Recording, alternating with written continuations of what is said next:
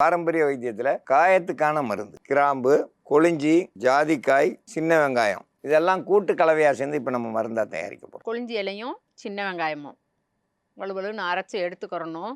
இப்போ இது கூட ஜாதிக்காயும் கிராம்பும் பொடியாக அரைச்சி எடுத்து வச்சுருக்கிறேன்.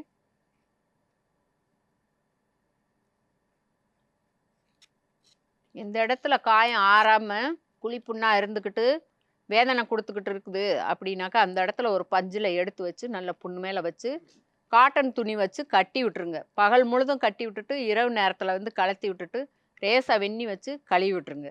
இது மாதிரி ஒரு 2 நாளுக்கு அல்லது 3 நாளைக்கு புண்ணு வந்து பெருசாக இருந்துச்சுனாக்கா ஒரு 3 நாள் கட்டிட்டு இரவு நேரத்தில் வந்து குழிப்புண்ணாக இருக்குனாக்கா அவுத்து விட்டுட்டிங்கன்னா தான் புண்ணு காற்று பட்டு கொசு எதுவும் கடிச்சிடாமல் அந்த புண்ணை கட்டுப்புண்ணை அவுத்து விட்டுட்டு மேலே ஒரு காட்டன் துணியை போட்டு விட்டிங்கனாக்கா இந்த கொசு இதெல்லாம் போய் கடித்து முட்டை போட்டு விட்டுச்சுனாக்கா பழையபடிக்கும் உங்களுக்கு புண்ணு ஆறாமல் கொதறி வந்துக்கிட்டே இருக்கும்.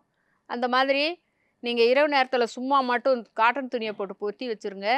பகல் நேரத்தில் நல்லா முழுதும் கட்டி வச்சுருந்தீங்கனாக்கா சீக்கிரமாக உங்களுக்கு அந்த அரிவாள் வெட்டுப்பட்ட காயம் வந்து சீக்கிரமாக ஆறிடும்.